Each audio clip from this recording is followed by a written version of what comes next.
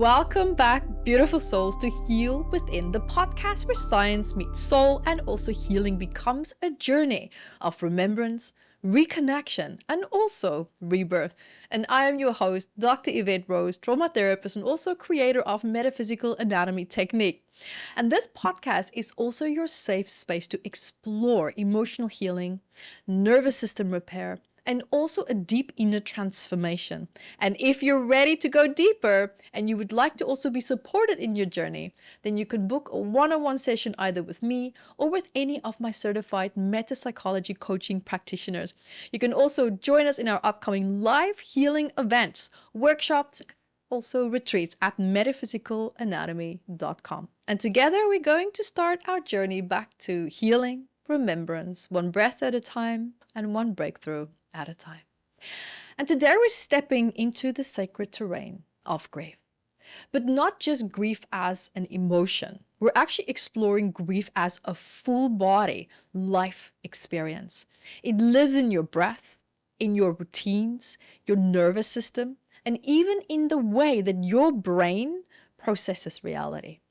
And we're going to go deeper than traditional psychology. We're actually going to be talking about what grief actually does to your brain, your identity, and also your biological sense of safety.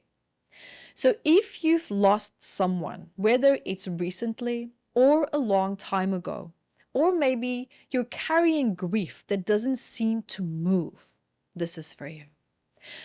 In today's podcast, we're going to explore why the brain struggles to process loss, how grief also impacts emotional regulation, and why community support is a biological necessity, and how true healing also isn't about moving on, but actually remapping the story of your life.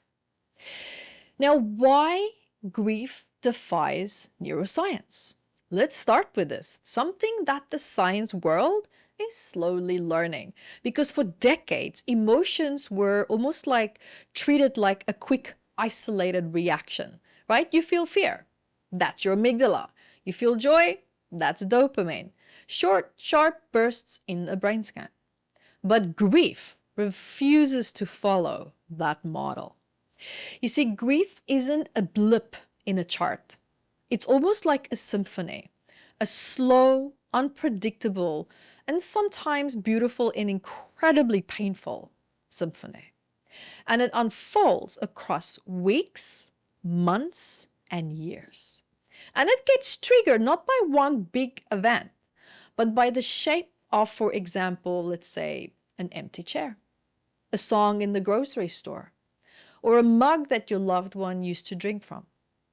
You see, grief isn't just held in memory. It's held in context, in objects, in our sensory loops. And that's why traditional neuroscience actually struggles to pin it down. You see, grief lives in the nervous system and also in our environment, in the world around us. Now, what the brain also shows us and why it feels so messy. That said, we do have also some research that I've done, and it's quite interesting. It's fascinating because when we look at the posterior cingulate cortex, that lights up when you remember personal stories. It's almost like the brain's scrapbook corner, if that's what you want to call it. Then we also have the anterior cingulate cortex and also the prefrontal cortex. They now try to regulate the wave of emotion, but in deep or prolonged grief, they actually can go offline. And that's why we feel dysregulated. You see, these nucleus accumbens, which usually lights up for reward, they also activate in grief. Because yearning for a person almost feel like a craving. It's like craving almost a substance. At least that's how it's registered in the brain. It's almost like a form of neurological longing. But here's the part that gets a little bit tricky. You see, these findings are actually quite hard to replicate. Why? Because grief doesn't follow a script. Every person's grief is shaped by culture, ritual, language, memory, and also support systems. Most lab studies strip those things away. So we end up with pretty much snapshots, but not the full story. You see, grief is almost like an ecosystem. And in my work, when I work with clients using the MAT technique, I often see that grief isn't a single event. It's almost like an ecosystem collapse. And the person that you lost wasn't just someone that you loved. They were a part of your nervous system's map of safety. You see, their voice maybe calmed your vagus nerve. Their presence maybe helped you to regulate your breath and your cortisol. Their habits, their routines were anchors in your daily rhythm. But if that's gone, the body goes into a state of confusion. It has to relearn everything. And relearning the body, reprogramming the body, that's incredibly important, because to disrupt the cycles of these moments where your brain keeps expecting, for example, that hug that won't come, firing stress signals that feel like panic. You see, relearning also just walking on the street, seasons, smells, all this can feel highly charged.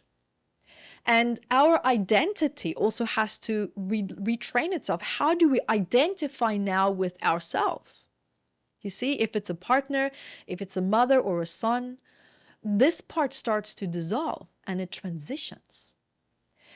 That is why no brain scan can fully capture grief, because grief moves through people, places, relationships, and meaning. And it's such a unique and such an intimate experience.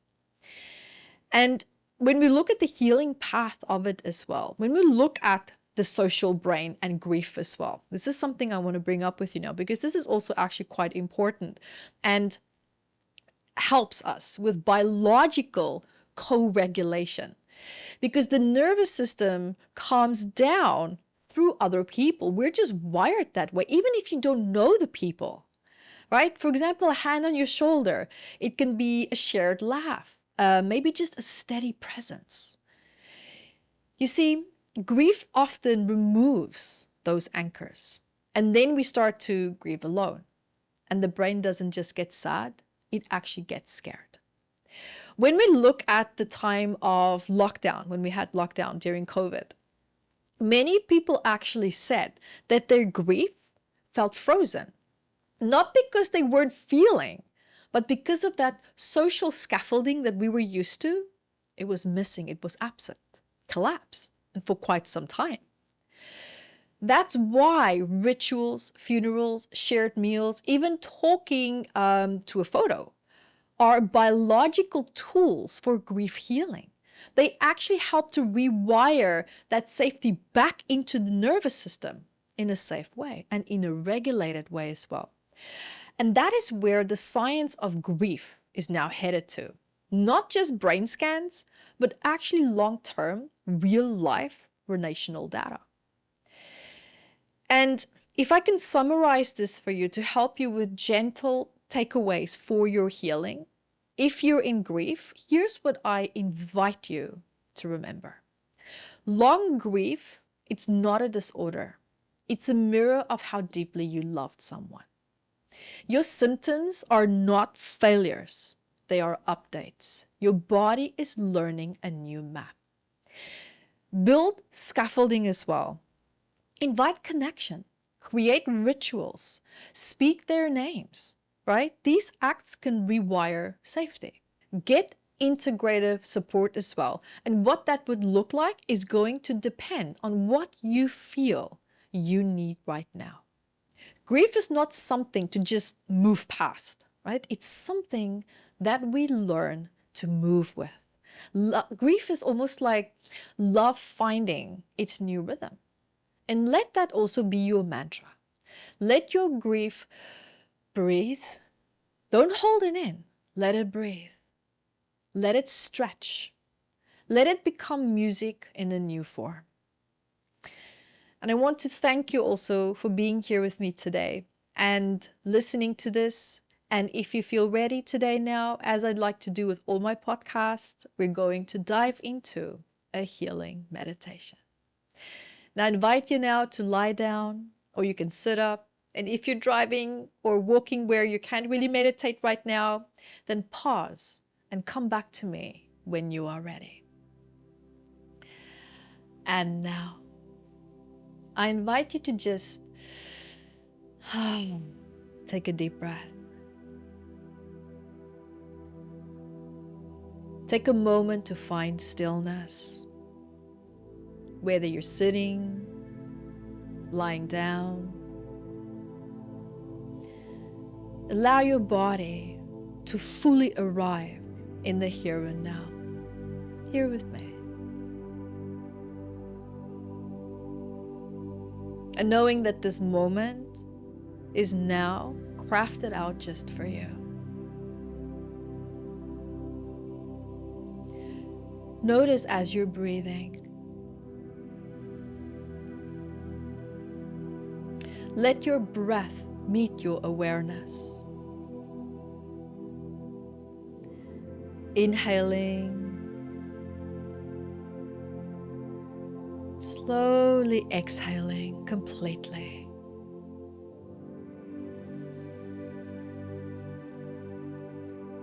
Feel the weight of your body. Feel how the surface beneath your body is fully holding you and supporting you. Let the ground or the chair beneath you really hold you, all of it.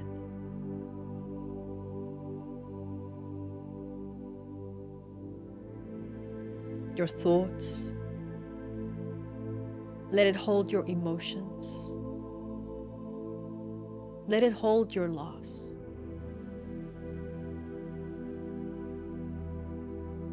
And I invite you to note that as we move into this, there's nothing to fix right now. Just the invitation to feel safe in your body again.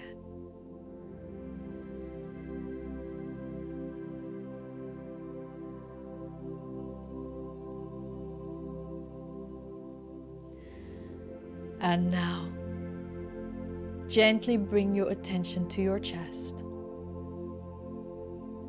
This is also the area for the vagus nerve, your body's social safety system. When we grieve, this space can sometimes feel tight, hollow, or frozen. Notice what you feel there right now, with no judgment.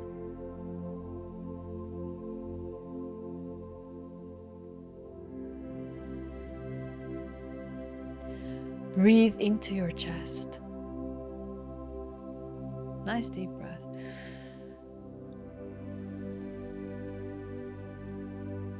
And exhale. Now we're going to inhale again on a count of 4. Inhale, 1, 2, 4. Hold for 4 counts. 1, 2, 3. Now exhale for 6 counts. 1, 2.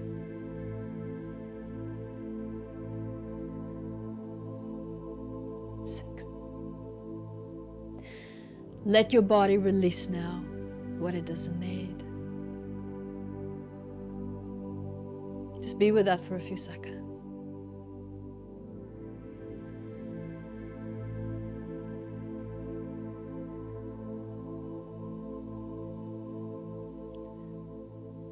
And now, shift your awareness to your face. Notice the muscles around your eyes, your jaw, your lips. These are also part of your social engagement system. The very parts that expresses love, smile, cry, and connect. And softening these areas actually tells your brain that I am safe now. Notice how you relax your eyebrows now. Soften your jaw, open your mouth ever so slightly, and notice as you open your mouth, dropping your jaw, how your thought starts to quiet down.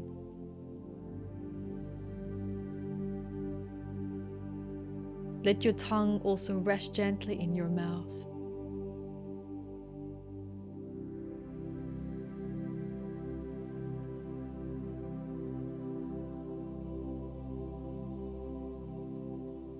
Now, I invite you to imagine. It can be a group of people, or 1 or 2 people, or 3 people that you know, that you feel comfortable with. If you believe in a specific religion, you can ask God to step forward, or angels to step forward, ancestors to step forward. This is also a creative moment where you can perhaps create a person or a safety person or people that you wish to have with you right now as compassionate connections and witnesses as well.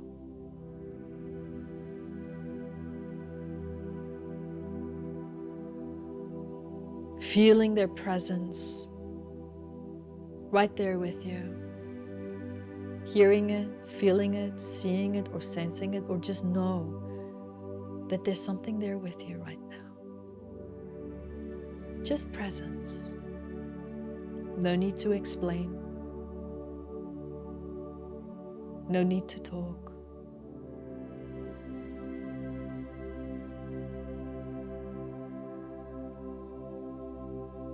This is a moment of co-regulation, of felt connection.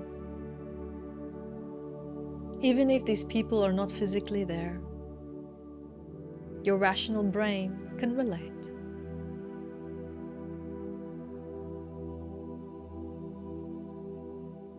Your oxytocin circuits are responding,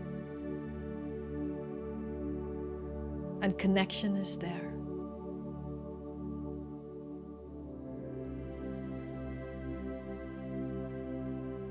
And when you feel ready, you can place your hand on your heart and one on your belly, stomach,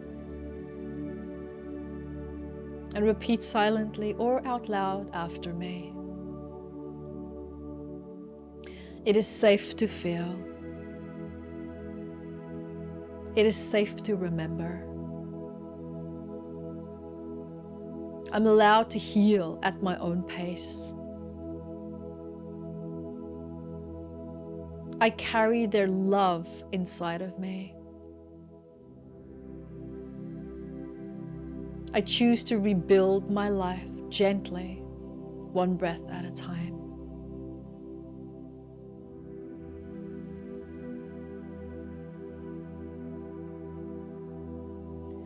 And I invite you now to breathe again, slowly and deeply. Inhale life.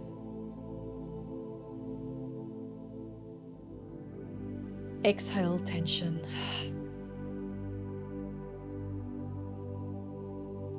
Allowing your system to settle.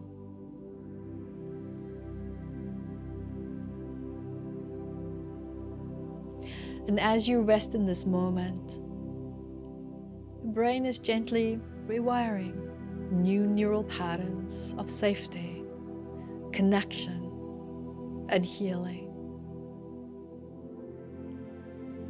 And this is not bypassing grief, it's integrating it.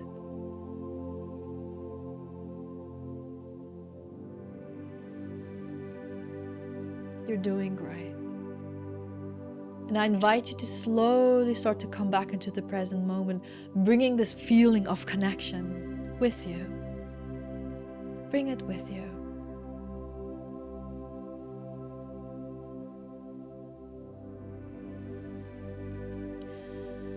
And when you're ready, you can gently wiggle your fingers and your toes.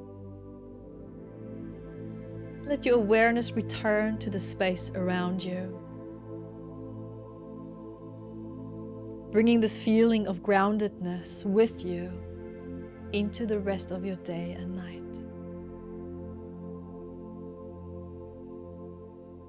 And giving yourself also a nice big stretch.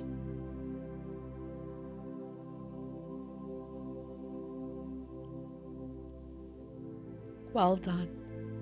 And remember, healing doesn't mean forgetting. It means learning to carry the memory with more grace and less pain. And if this episode also touched you, then please share it with someone that are maybe on the healing journey. Find support in this. And as always, breathe deep, listen within, and stay gently curious. An affirmation for today is also my mind and body is healing. Thank you so much for being here with me on today's podcast, and I look forward to seeing you in our next episode. And until then, be the light that you are.